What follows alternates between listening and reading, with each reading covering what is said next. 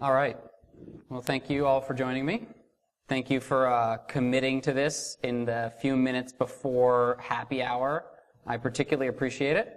Special thanks, of course, to the organizers for the time slot that is the most desired time slot of all. My name is Nathaniel Gleischer. I'm head of cybersecurity strategy at Illumio. And I have... Whoa, okay. You gotta get where you walk. I won't do that again.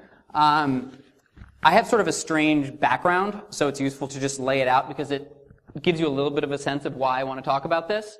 I was originally a computer scientist, software engineer, built and defended networks. And then about a decade ago, I made the somewhat questionable decision to go to law school. They trained me to put on a suit, which I have subsequently forgotten. If anyone's curious, I still write code. I do not practice law, so that might tell you something about the decision. In the interim, I spent time in the federal government investigating and prosecuting cybercrime cases for the Department of Justice here in the United States and overseas, and then working at the National Security Council as Director for Cybersecurity Policy at the White House. One of the things I did while I was in government, one of the major things that I did was track and respond to major breaches. So to try to deal with major intrusions like OPM, like Sony, and try to understand what happens and how to make it less frequent. And at the same time as I was doing that, I was actually watching the Secret Service respond to people trying to break into the White House. Because you see this, because people do this periodically, right? And the parallels were really interesting, some very depressing from the perspective of cybersecurity.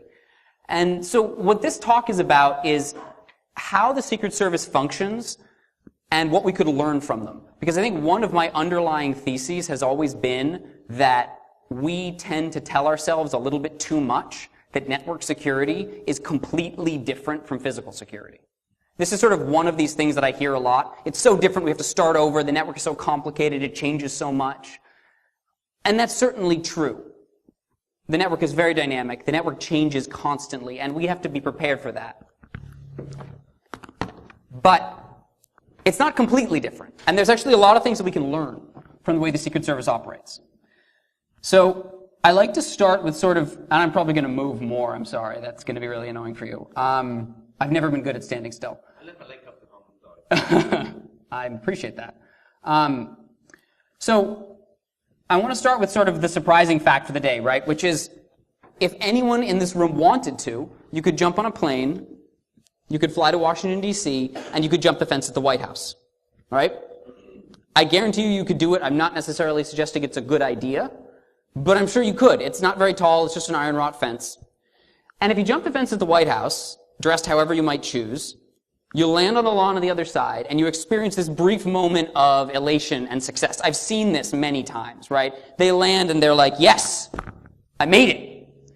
But if you look closely, you can already see in the back corner here the problem emerging, right? In about 10 seconds, it looks a lot more like this. The interesting thing about the White House isn't that it's actually easy to jump the fence. It's that despite that fact, it's still probably the most secure public space in the world. When someone jumps the fence at the White House, they spend seconds on the lawn. They spend minutes on the lawn. Very, very short periods of time. In fact, there was a event about a month and a half ago where someone broke in and they spent 17 minutes concealed inside the White House, not the building itself, but the 18 acres around it, moving through the lawn, trying to find a way in. And it was a national news story of immense proportions, right? There were questions about whether the Secret Service had completely lost its ability to protect the president. There were inquiries. It was this huge issue. Even though the fence jumper spent the whole time on the lawn and was caught the moment they tried to get into the White House. And what's interesting to me is, if you look at dwell time, the average amount of time that an intruder can spend concealed inside a compromised network, the average right now is 146 days. So about 5 months. And that difference is striking to me, right? 17 minutes is a national catastrophe, and 146 days is business as usual. And so the question that I want to ask is why, and why the Secret Service is so good at what they do. The Secret Service is an interesting model to look at here, because in many ways, the president is a lot like a high-value asset in a data center. He's incredibly valuable, incredibly targeted, and incredibly exposed. The Secret Service doesn't get to take the president and put them in a pillbox underneath 1600 West Pennsylvania Avenue and have no one talk to them. The president is always talking to people. And in fact, a huge part of the president's value is that they talk to people and they're exposed. You could say something very similar about a lot of the high-value assets in the data center, right? If you have a database that is driving your billing function, that enables customers to purchase from you, you don't get to wall that off from everything else. It has to be exposed. If you have valuable data or a valuable process, it's almost certainly exposed to the rest of your data center, and chances are a big chunk of its value is because it's so exposed. And so what the Secret Service does, their entire mission is mitigating risk, which is essentially the same thing we do.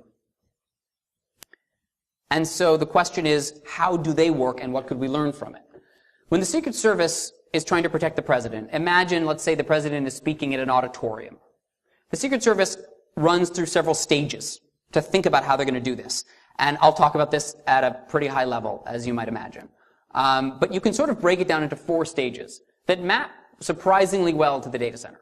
The first is understand. The Secret Service builds a map and an understanding of the environment where the president is going to be. The second is control. The Secret Service literally physically transforms the environment so that it is not as exposed as it used to be. The third is detection. The Secret Service puts tools in place to detect change in that environment. And the fourth is response. When a change occurs, the Secret Service responds pretty quickly, turns out. When you put all these together, there's one sort of fact that animates Secret Service security that I think is really interesting here, right? When we think about protecting the president and we think about exposure for the president, we tend to think about this. Agents in dark suits, sunglasses, with earpieces, with the suits that are cut extra large that can carry their guns. Actually, a good tip, by the way, if you ever want to know if someone you're talking to in a suit is an agent or not, look to see if their ankle seems cut rather wide, because that's where they put the ankle piece, right? I've been to tailors with agents when they have that conversation with the tailor, and they say, look, I need this side to be kind of large. It's a very strange conversation.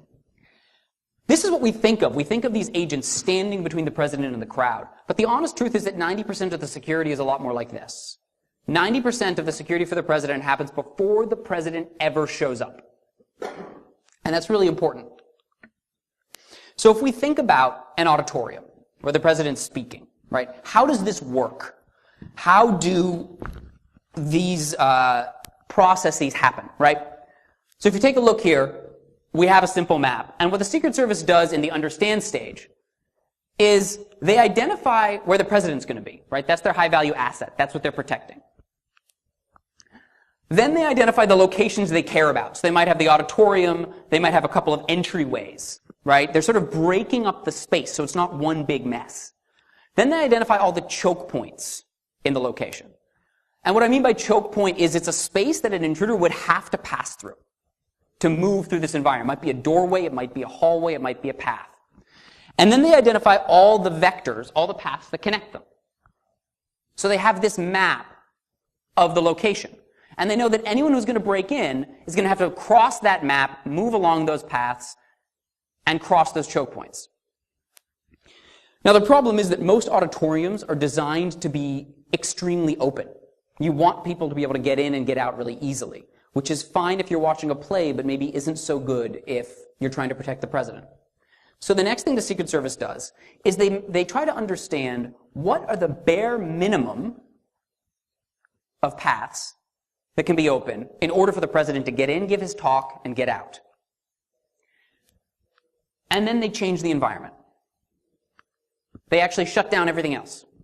They do that using locked doors, barricades, rope lines. They'll fence off parts of the auditorium. They might say, up in the corner there, we can't see very well. We don't want someone up there with a gun. Right down in the front row, someone could rush the president. We don't want anyone there. They literally transform the space. So when the Secret Service is done, it doesn't look anything like it did when they showed up. And this is incredibly expensive because we're actually moving physical space around, right? This isn't a network. These are actual barricades they have to set up, right? Doors they have to lock, things they have to change. But the reason they do that is once you do this, the map looks radically different, right? Because here you can sort of look and see what matters. What do you care about? You care about those edges that go from those entryways into the auditorium. You care about those edges that actually connect to the president. If someone gets to one of those points, that is a serious problem. If someone's all the way out at the edge, you care, but you actually care only because they're closer to the things that matter. So then what the Secret Service does is they put detection tools in place. These are things like metal detectors, video cameras, ID checks, but they don't just put them everywhere, right? One of, I think, the most interesting distinctions between the Secret Service and cybersecurity is that if the Secret Service wanted to, they could put a best-in-breed metal detector at every seat in the auditorium. They could network them all up. They could detect every piece of metal in that auditorium, and they could pull it all into a central location. They could filter it all out. They would never, ever do that. Any thoughts as to why? What? Convenience and privacy is a good example, but remember, in this case, you've chosen to come see the president, right? You've given up all your privacy rights while you're in that room. Any other ideas? It's too expensive. They have a pretty big budget. Let's imagine that's not a problem either. False positives and too much data, right? They would find every bit of metal in the auditorium. And a bunch of it would be, I'm carrying a cell phone in my pocket. I've got change in my pocket. I have a metal hip. They would get tons and tons of alerts. A bunch of them would be false positives. And then, in order to figure out what it was, the only solution would be to send out a Secret Service agent to check every alert. And the big part of that problem is Secret Service agents, it turns out, are really expensive, right? In order to be considered for the presidential detail, you have to be a Secret Service agent on the job for 5 years in protection. So that's 5 years of on-the-job training, plus all the courses that lead up to it and all the expertise and training. There aren't that many of them, right? Even if the Secret Service wanted to, even if they could fit one agent in the auditorium for every attendee, there just aren't that many in the world. So a big part of what they're doing is they're trying to take and solve all the simple problems so that the most hard problems can be focused on by their agents, their most expensive resource. So they put detection on the edges that matter the most. Because they know that if you have less detection, first, you're going to trust it more. They can focus it in because they know what they're looking for. They're not only going to do that, they're going to put detection in other places as well. Around the auditorium, probably around the entire location. Video cameras, metal detectors, all sorts of things. But they recognize that the more constrained and precise the detection, the fewer alerts you get, and the more reliable and trustworthy they are. So they're creating a hierarchy. So that even if they get flooded with alerts, if they get an alert on that edge that's next to the president, they can drop everything else. Right? So they're prioritizing this. And all this sets them up for response. And in response, you've got things like agents, alarms, automatically locking doors, all sorts of things. But the key about response is they've simplified this world and they've tightened it down. Now, the fact that they have blocked all these other paths doesn't mean it's impossible for someone to use one, right? There's no such thing as perfect security. But it's interesting, right? So let's take 3 examples. Here's the 3 ways they might detect something and have to respond. The first is somebody appears at the edge of their map, right? That's exactly what they want.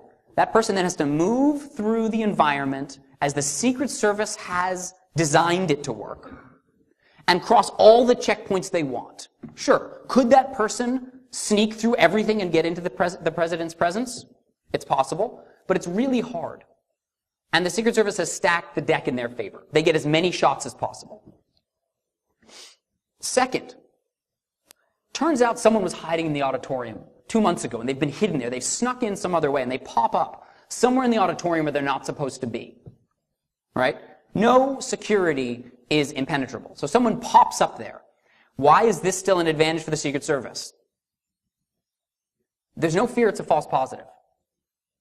They've violated established policy. There's no question, what do we do? There's no need to investigate. There's no need to slow down and think about it. The Secret Service can react. And reaction probably means sending someone up there to tackle them, or maybe sending someone up there to shoot them, whatever it might be, but they can move as fast as they need to. So what they're doing is they're saving themselves time. And then there's a third type of problem. And the third type of problem is the hardest one, right? This is an intruder who does exactly what they need to do. They show up, they're very, very smooth, they get through all the security checks, and they're seated in the front row, and then they reach into their pocket. And the question is, are they reaching for a gun? Are they reaching for a cell phone? Are they reaching for a sign? This approach doesn't solve that problem. And in fact, there's no approach that solves that problem, but I'll tell you what it does do. It means the Secret Service agents who are trained to solve that problem can spend all their time just focused on that problem, not anything else. All the other problems are pushed away so that the agents can just look at the crowd and try to understand what's happening and be ready to respond. So you have these 4 stages. And I draw them like this very intentionally because understanding the environment makes control work better. Controlling the environment makes detection work better. And having effective detection makes response work better. So it's a pyramid, and there's almost a trickle-up effect. The further down you invest, the more efficient it is. Any questions about that? No? Okay. I should say, if you have questions, feel free to interrupt me. It's the only way to get me to stop talking, I've been told. So the question then is, would this work in the data center? And I'll take this in 2 ways. The first is actually, could we do this? And then the second is, why is it hard to do it? So what the Secret Service is essentially doing is they're building a relationship graph of the environment. They have nodes and they have edges, which is what lets them control the space. The data center also has a relationship graph. This is a very simple, completely toy data center in the same way that the auditorium was a very simple example. Essentially, you have a data center with a development and a production environment. You have an HR application with an instance in both, and then you have an ERP application only in dev. First thing you want to do is you want to find the HVAs, just like the Secret Service did. In this context, these are going to be databases that are storing high-value information. We're in an HR application, so this could be customer or employee data information. It could be a PCI environment because you have particularly sensitive data in there. This could be simply the servers that run the system, which means if they go down, the system breaks. And then there are the choke points, and the choke points are all the other servers in the environment. Because the choke points are the pivot points. Because the one consistency, at least that I've seen, and I'd be curious if others agree or disagree, is that every major intrusion I've ever worked involving a large data center has a common denominator, and the common denominator is lateral movement. The intruders get in through a low-value environment, often by phishing an employee, right? And then slipping from their endpoint into dev. And then they move through the environment step by step, server by server, elevating privileges, looking for vulnerabilities that let them try to reach a high-value asset where they can cause damage. They have to move through those servers, so they're essentially the choke points. And then you could say there are edges. And the edges in this case are all the active data flows between all those servers, all the places those servers are actually communicating. But if we remember from the auditorium map, there are actually a lot more than this, right? The auditorium has a lot of places you can move. The data center has far more potentially open connections than most organizations use, and I'll show you some stats on that later. And so we understand this map now, but just like the auditorium, the network is designed to be open, which is great for functionality, problematic for security. So what could we do? Control. It's nice because actually controlling this environment, believe it or not, is way easier than controlling a physical space. You don't need to haul a bunch of barriers in. We can change the nature of it. We can patch vulnerabilities to close some of these. We can segment applications to block traffic. We can limit user access to limit movement through, encrypt data, use strong passwords. All sorts of different ways that we can change this graph. And a simple way to think about this is, we're not going to close everything, right? It still needs to be connected. But we could say, why are there all of these unused pathways that are still open crossing between dev and production? That's a line that we probably care a lot about. We can close them. Why are there pathways between these two applications that we aren't using? We can close them. Why are there pathways connecting to our high-value assets that aren't being used? Why are there more connections than necessary there? We can close them. And what this has just done is in the same way as what the Secret Service did, we sort of simplified the graph, right? Notice, I haven't taken away all of those inactive connections. More on that later.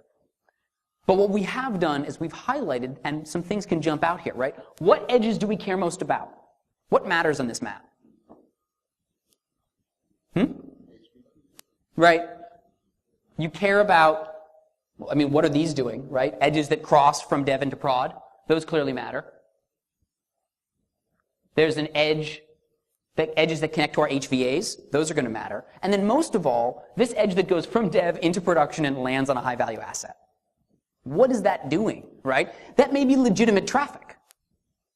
But does it really need to be there? Do we really need to have this wide open shortcut for an intruder? And so what you will do then is you'll go through and you'll look at these and you'll say, do they all need to be open? And you might conclude actually that the connections from dev into production don't be. Because most of the time when I've seen it, they actually don't. Usually it's a leftover artifact from a developer who was building something and didn't close a pathway and it's still open and chugging away. But you can't close everything, to our point earlier, right? Your high value assets actually need to connect to things in order to function. So you can't eliminate your exposure. Which moves us to this next stage, which is detection. And in detection, we can use all sorts of different tools. Could be endpoint detection.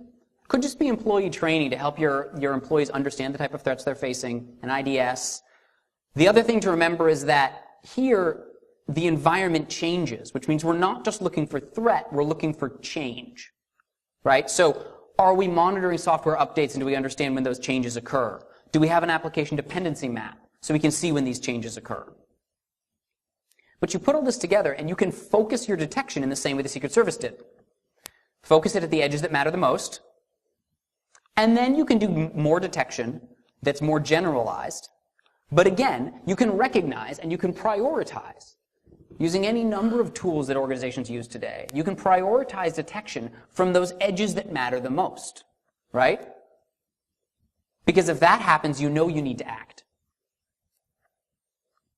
And we put all of this together, and we move to that response stage. And response is going to be things like forensics, it's going to be containment, orchestration tools to help you respond at scale, building all this together into sort of an adaptive security response so that it changes as the threats change. And just like with the Secret Service, you can imagine three sort of scenarios. The first is you have a bad guy show up where you expect them to, which is in your development environment, right? And now they're going to try to move from that into production, which means they're going to beacon out, they're going to look for paths they can use, and they're going to move through your environment. It doesn't mean that they can never cross that chasm and get into production, right? There's no such thing as perfect security, we all know that. But what it does mean is they're going to spend more time stumbling around your development environment and making noise. So you're stacking the deck to give yourself more chances to catch them. Second situation, we have someone who actually gets into production. Now when they're in production, right, we have closed down most of these paths. There's still some open.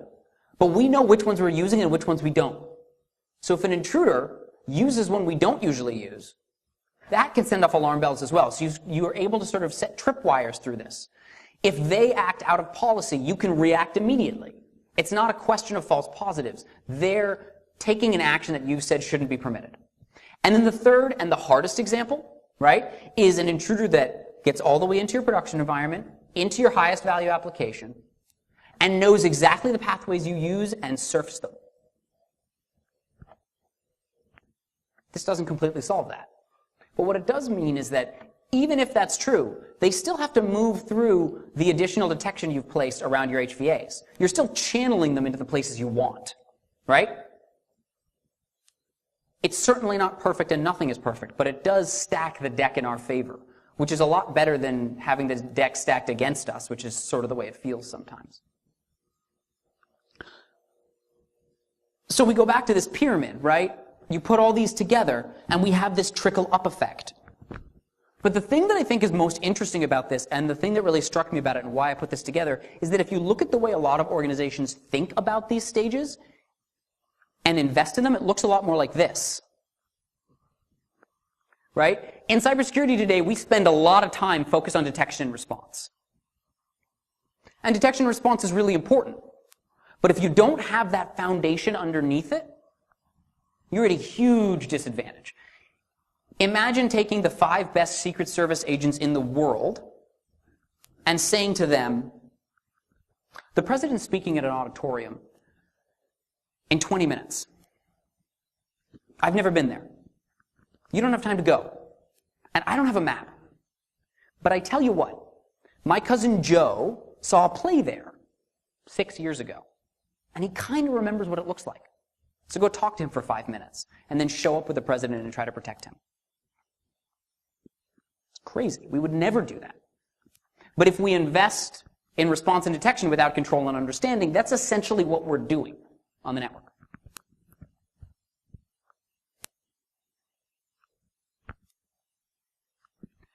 So I said I would talk about two parts involving the data center. One is how we could do it, and the second is why we don't.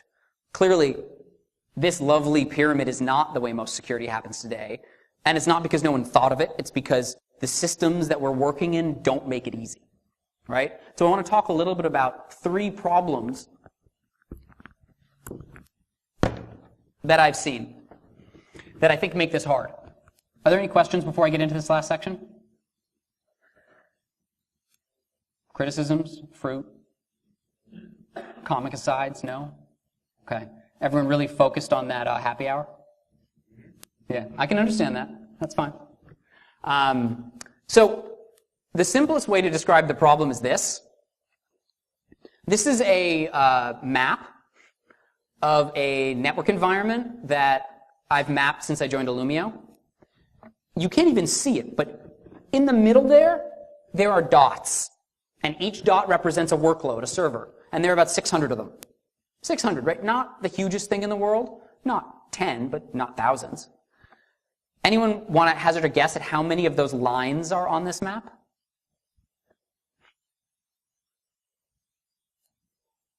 It's 1.2 million. Right? 1.2 million active data flows. And remember, active data flows. I'm not talking about the potential data flows that are probably permitted in the environment. That's actually a lot more. This is the problem, right? The problem is that the environment is so complicated that it's really hard for us to break it down and understand it and operate inside it. So let me break that down a little bit. Three problems: friction, complexity, and proactive security. Friction is the first one.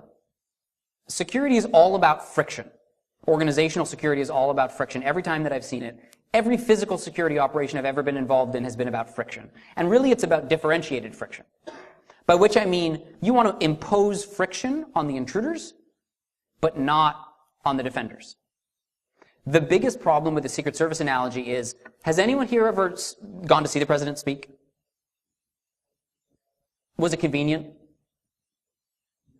Not particularly? Yeah. Going to see the president speak is like one of the three most annoying things you'll ever do in your life. Completely worth it, but incredibly annoying. You show up 4 hours early, 6 hours early. You stand in line, potentially in the cold, for hours. You're in this huge group of people you go through. You have to send all your information in advance to get a background check. You go through security. You get funneled from this big mass down to this little line. You get sniffed by the dog. You do all these things. You go in, you sit down, and you're there 2 hours before the president shows up. And then the president is 45 minutes late. He comes and speaks, and then he leaves. And then it takes you 2.5 hours to get out because there's all these people and there's only one door out. Is that a reasonable description? Yeah, right? So we can do that with the president. We accept that because it's the president, and we say, all right, I'm going to see this person. I want him to be secure. I'll accept the inconvenience. You can't do that in a business, right? In fact, if you make it 5% more difficult, it doesn't matter how secure it is because everyone just routes around it. So the real question is, how open are these environments to begin with? And what can we do to reduce that exposure without creating that inconvenience? And it turns out, as I would imagine most of you might guess, they tend to be pretty open. So one of the things that I've done since joining Illumio, now that I have some compute power and a team, is to try to map a bunch of these environments and to try to understand how open they are. So this is one environment that we mapped. 100 workloads, pretty small, 100 servers, 245,000 open potential connections. But the real thing to notice here is that of those 245,000, only about 6,500 are being used. In other words, only 3% of those edges we've been showing in those other graphs are being used. Here's another one. It's bigger, 3,500 workloads. Only 0.8% of them are being used. And if you think about it, it's actually not that surprising. Because networks are designed to connect. And if you have a new server open a port inside a network segment, Every other server in that network segment can potentially communicate with them. But chances are you don't actually need it to communicate with all of them. So the number of connections in use tends to scale fairly linearly. The number of connections that are potential, I won't say it scales exponentially because everyone says that and doesn't actually know what exponential means, but it certainly scales a lot faster than linearly. If you were the Secret Service, you would go into that 3,500 workload environment and you would close down 99.2% of those connections. Shut it down. And then if you were an engineer working in that environment, it would be super inconvenient. Right? Anytime you needed to do something new, you'd have to get permission from somebody. You'd have to put in a change request, and you'd wait for the port to get opened. Which means immediately what would happen is every engineer would figure out how to route around it, right? Certainly what I did. But you don't have to go to 99.2%, and that's the point, right? If we could close down 60% of these paths, it would be a huge reduction in the options that an intruder has. Because the more options the intruder has, the faster they can move through the environment, and the more stuff we have to watch. So this first point is friction. Is it possible to impose friction on intruders without imposing it on the defenders? And the answer is yes. The trick, of course, is if you want to close 60% of these paths, you need to know which 60%. So this gets to the second point, which is complexity. All of this comes back to that very first layer of the pyramid, understanding, right? That is the foundation, and if you can't do that, nothing else matters. And we have a very fundamental problem. Has anyone seen, anyone know who Rob Joyce is? You guys know Rob Joyce? He is the former head of NSA's Tailored Access Operations Unit, the chief hackers at the NSA, the chief offensive hackers at the NSA. He was recently tapped. He's now cybersecurity coordinator at the White House. But this was his role up until a month ago. A year ago, Rob spoke at Enigma, a public cybersecurity conference, and he gave a public talk. And it's an excellent talk, and the topic of it is essentially as, hi, I'm from the NSA. We're really good at breaking into your systems. Here's what you would need to do to make life hard for me. There are not that many people who can come with that perspective, and it's a remarkable talk. I highly recommend looking it up. It's online.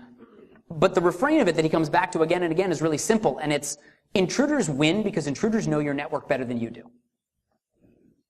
And that's it. Everything else follows from that. There's a second half to that, right, which is that means they can control your network better than you can. But as he says over and over again, we tend to know how our networks are supposed to function. That is, how they function when we set them up, or how we thought they functioned when we set them up. Intruders know how they actually function. And in that gap is where all these paths are that we don't recognize, that they can use to move. And the problem is complexity.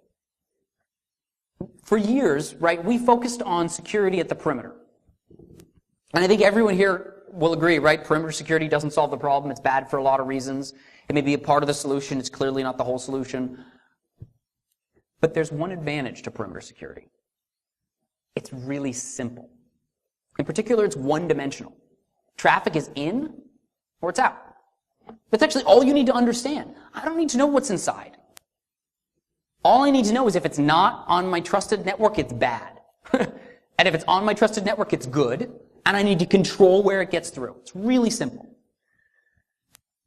If you look at the way the Secret Service operates, or indeed, interestingly, if you look at the way any other physical security team operates today, right? Think about the way law enforcement operates. Think about the way the military operates. No one thinks that a perimeter is sufficient any more than we do. They've all figured out how to operate with a porous boundary, which is what we're trying to do. And the problem is, once you go inside an environment, it's not one-dimensional anymore. It's multidimensional. Things have relationships, and the relationships are what matter, because lateral movement is this common denominator. So think about what we use to understand our environments, because I think this is very interesting to me, right? If you look at a security team, if you look at an infrastructure team that's thinking about organizing their environment, is looking at subnets, zones, VLANs, maybe separately as looking at ACLs, they're thinking in terms of IP addresses, they're thinking in terms of host names. And what's striking to me about this is IP addresses tell you some information about the network, where a device might be on the network at a given moment. But they don't tell you anything about what application it's part of, or whether it matters or not, or what it's doing. They're effectively one-dimensional from a security perspective, which means that we're trying to describe a multidimensional environment in one dimension. Host names are my favorite example of this, right? Host names are supposed to be one-dimensional. It's just a name for a host. But none of them are, right? You try to break this up, and we're trying to jam multiple dimensions into a one-dimensional construct because we need them. We need to know what company is it, what application is it, what environment is it in. We need to know this information, but we're doing it in the least efficient way possible. What we really would need is to be able to pick a server and say for that server, what application is it part of? What environment is it part of? What role does it play? Maybe what value does it have? How much do I care about it? Is it really important? Is it not important? What infrastructure is it on or is it behind? Is it in the cloud? Is it on-prem? What operating system is it running, right? These are all the questions we need to know. And it's the difference between that first map that I showed you, which anyone can say, oh, look, it's visibility. I have a map of my environment. And actionable visibility, where you can actually do something with it, where you can actually understand it. So one of the biggest challenges we face, I would argue, in trying to use an approach like this, is we don't know what our environments are that we're defending. And if you look at the history of security strategy, defenders that don't know the details of the environment they're defending lose. Every time. Defenders that do and exploit it tend to win, even against hugely advanced and much more powerful teams. And that gap sort of explains part of what we're dealing with here. So the third piece, proactive security. If you ask any physical security expert, they will tell you that there are two kinds of security. There's proactive and there's reactive. And that defenders lose when they operate reactively. Proactive is before the bad guy shows up. Reactive is catching them after they show up. And the problem with reactive is that the bad guy gets to choose when they show up, which means that in theory they're prepared. We're not. We're surprised and scrambling.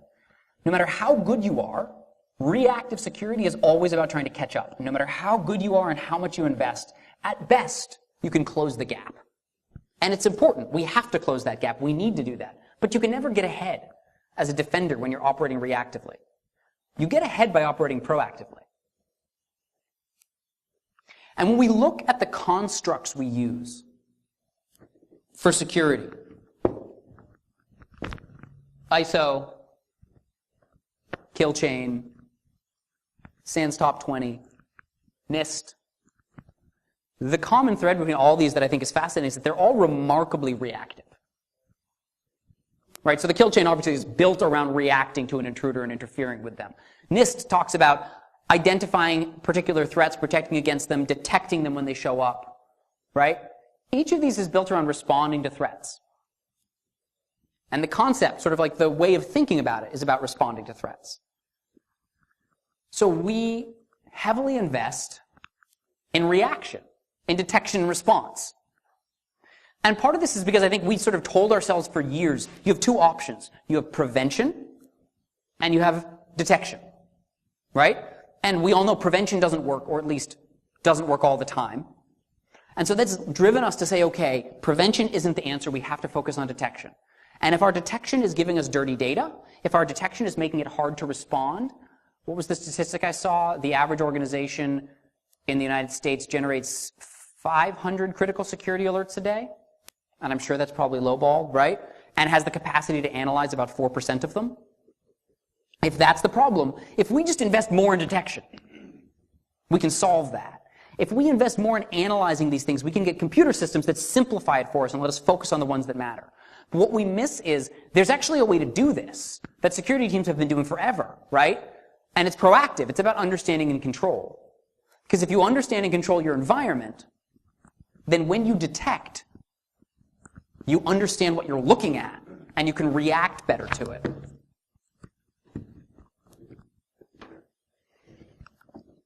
And when you look at the pyramid, right, in my mind, the bottom half of the pyramid is proactive, and the top half is reactive.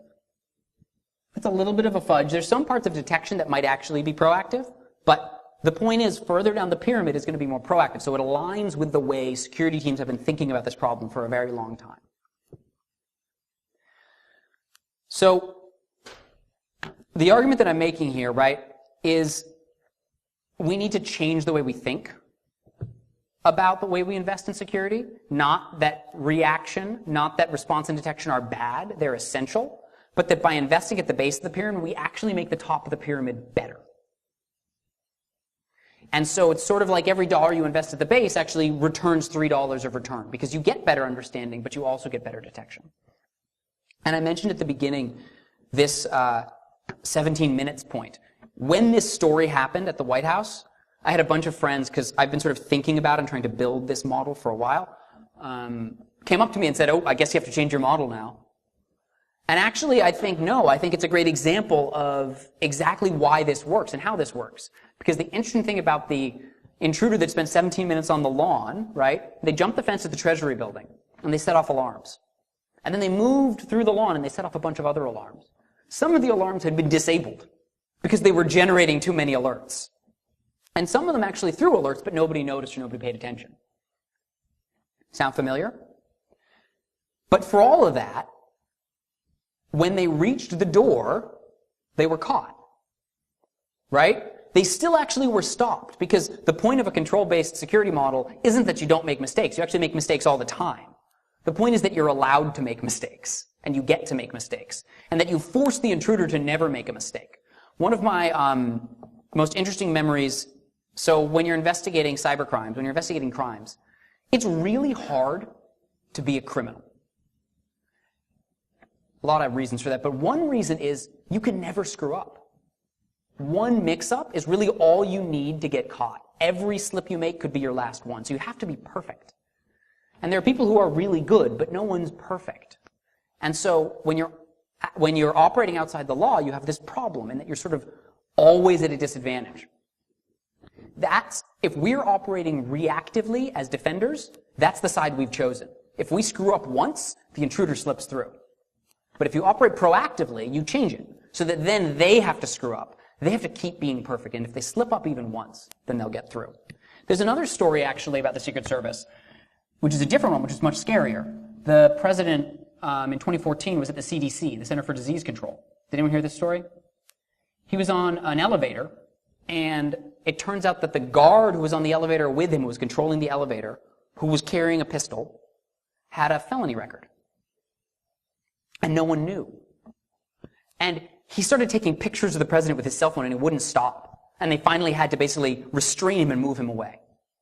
So you have an individual in the presence of the president with a loaded weapon, acting strangely, with a record of some kind, right? This is like a very concerning set of events. And the interesting thing is the CDC actually gave the Secret Service records of who was carrying and who was who, and they didn't do the lookup. So you contrast these two, right? 17 minutes on the lawn, gets caught at the door, or standing in the elevator with the president. It's obvious which one is scarier. And the difference between them is that in the first one, the controls held. The environment was controlled, which means this person running through it kept having to be perfect and eventually screwed up. In the other example, the controls didn't hold. And so the person was able to slide right through to be standing next to the president. And when you think about a lot of the breaches we see today, when you think about 146 days, what we're seeing is environments we don't control. And so when I think about how to get ahead of these breaches, when I think about Sony, when I think about DNC, when I think about OPM, and when I think about malware threats like the underlying SMB vulnerability everyone's sort of spun up about right now, all of these are about lateral movement. And if we can refocus at the base of the pyramid, I think it does a lot towards putting the odds back in our favor as defenders. And I think I'm maybe a couple minutes early. How'd I do? Brilliant. Look at that. That's everything that I've got. I'm happy to answer questions if you have any or talk further. Question? Everyone's like, ooh, I might want to ask a question, but if I ask, then everyone has to wait to go to the happy hour. I understand that. I'll give you one more chance, and then if you don't have any questions, you can come up to me afterwards. All right.